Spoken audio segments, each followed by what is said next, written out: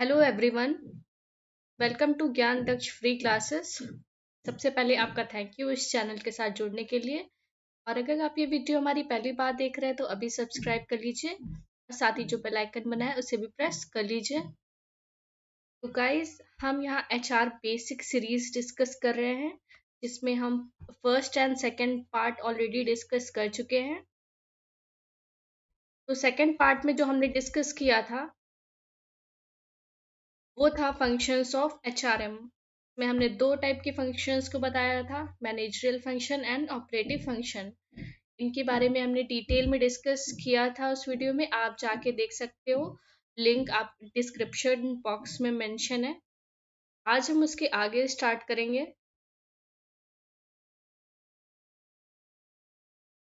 का टॉपिक है personnel management and HR management. चलिए देखते हैं। गाइस, इस वीडियो को एंड तक देखिएगा ताकि सारी चीजें आपको अच्छे से समझ में आ जाएं। पर्सोनल मैनेजमेंट ये बहुत ही इम्पोर्टेंट टॉपिक है।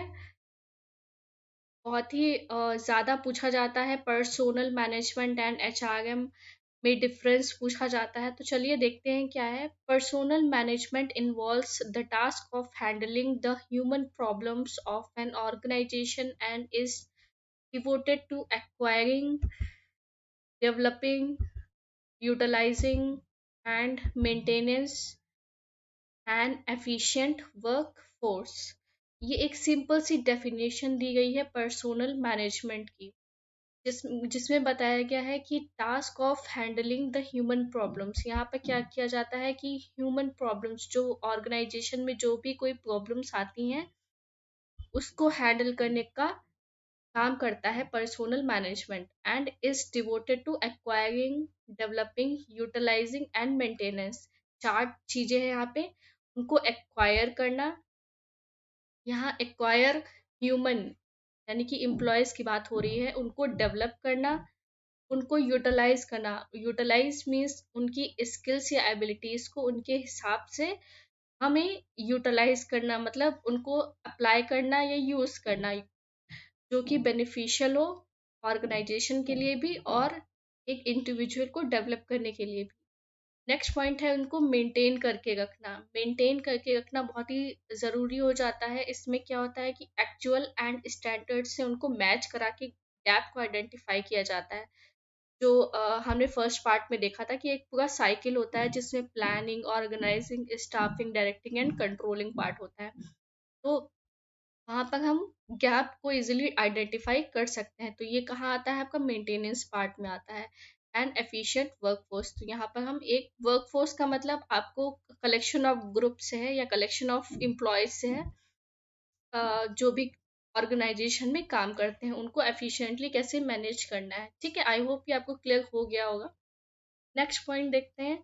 The nature of personnel management is transactional which focuses on maintaining the normal flow of operation in an organization।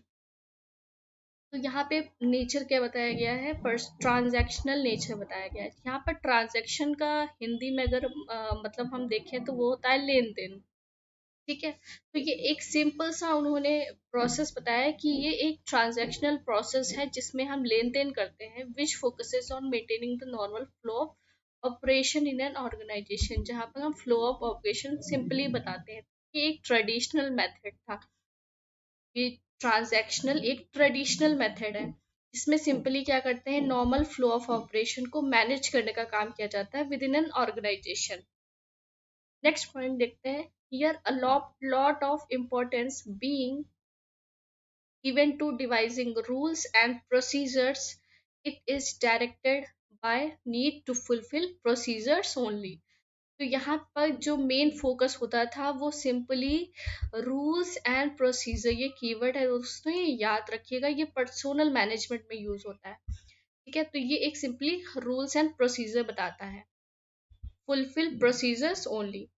ठीक है, it include administrative tasks that are both traditional and routine, dealing with payroll, complying with employment laws and handling related task.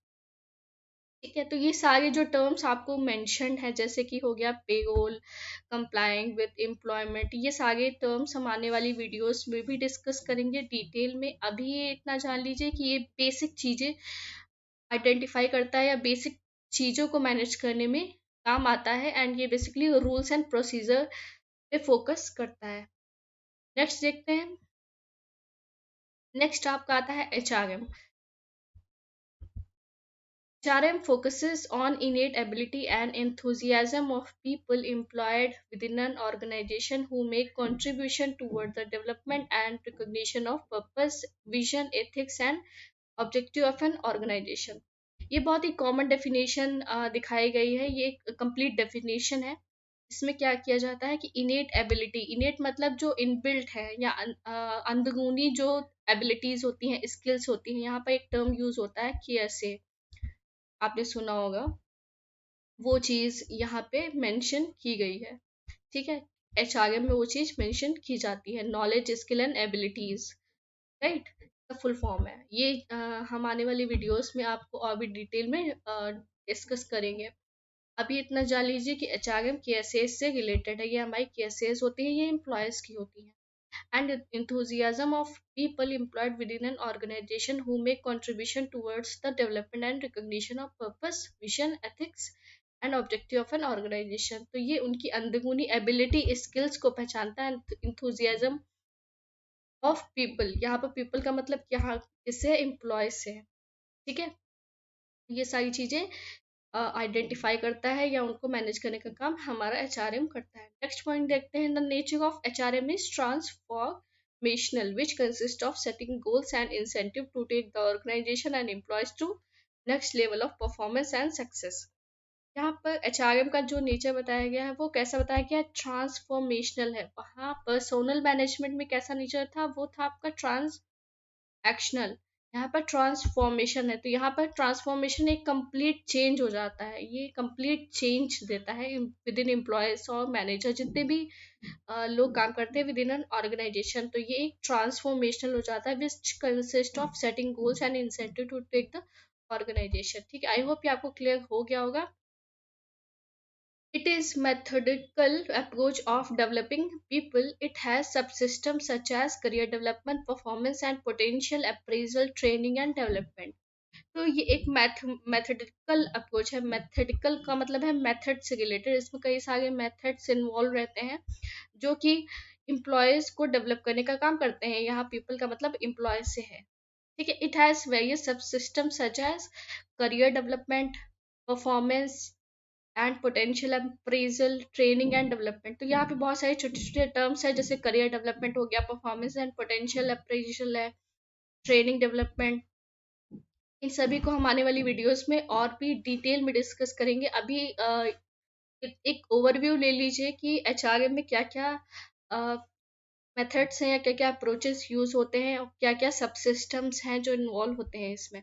Any change in one system has responding effect on another सब system. ठीक है, तो एक का दूसरे पर definitely effect होता है, वेदर इट्स पॉजिटिव और नेगेटिव।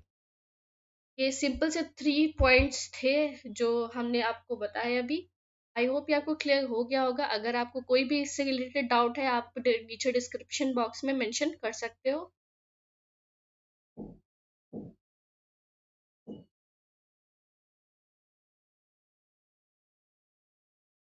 नेक्स्ट है आपका difference between personnel management and HRM। Quick difference हम देख लेते हैं सो दैट आपको ओवरव्यू हो जाए पर्सोनल मैनेजमेंट एंड HRM के बीच में।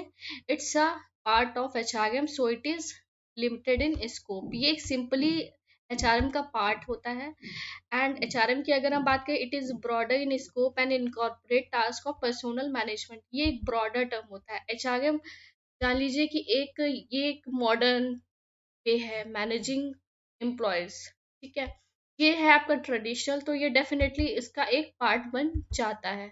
ठीक है, तो ये एक सिंपली एक पार्ट होता है और ये लिमिटेड स्कोप होता है और ये ब्रॉडर स्कोप होता है। आई होप आपको क्लियर हो गया होगा। सिंपल सी चीज बताई गई है इसमें। ये मॉडर्न है, ये याद रखिएगा। अभी जो यूज़ हो रहा है वो हमारा एचआरएम है। ये बहुत ही हर कह सकते हैं हर डिपार्टमेंट में यूज़ होता ही है, वेदर इट्स मार्केटिंग, फाइनेंस और सेल्स।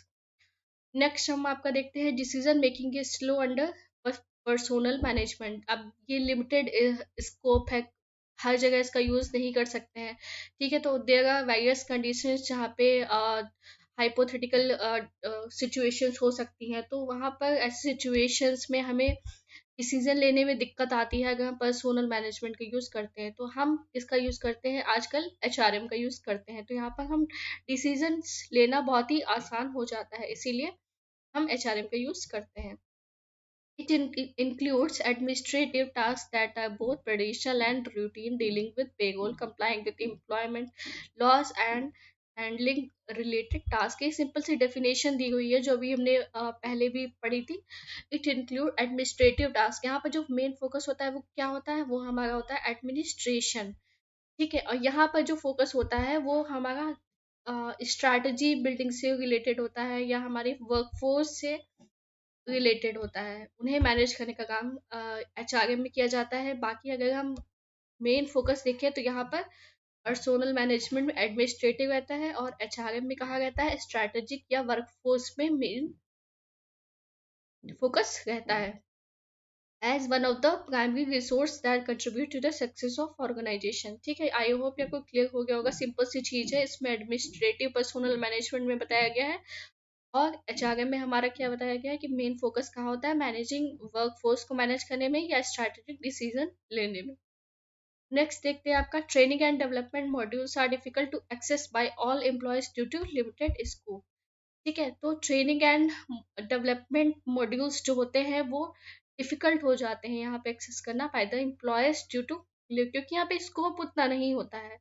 ठीक है, तो स्कोप मतलब हम इसको डिफरेंट प्लेसेस में यूज नहीं कर सकते हैं। बहुत सारी सिचुएशंस आती हैं, बहुत सारी क्रिटिकल सिचुएशंस होती हैं ऑर्गेनाइजेशन में जो कि समझ के बाहर होती है कभी कभी, तो हम उनका यूज़ यहाँ पर नहीं कर सकते हैं पर्सोनल मैनेजमेंट का। ठीक है, तो ये एक लिमिटेड चीज़ हो जाती है। अगर हम एचआरएम की बात करें तो training and development module constantly encourage the employees to acquire knowledge and innovate quickly. तो यहाँ पर क्या होता है कि हमें बहुत सारे ऑप्शंस मिल जाते हैं, मेथड्स मिलते हैं, अप्रोचेस मिलती हैं, तो ये बहुत ही ईजी हो जाता है इसको मोल्ड करना सिचुएशन के हिसाब से। ठीक है, तो हम इसका यूज डेफिनेटली करते हैं हमारे ऑर्गेनाइजेशन में। ठीक है, आई होप कि आपको समझ में आ गया होगा, सिंपल सा पॉइंट है। ठीक है, नेक्स्ट पॉइंट है आपका इट पर्सोनल मैनेजमेंट में it emphasis on the division of labour which leads to specialization of task which each worker needs to do। यहाँ पर जो मेन emphasis होता है वो किस पे होता है, डिवीजन ऑफ लेबर। जो भी हमारे एम्प्लॉयज काम कर रहे हैं उनको डिवाइड करना।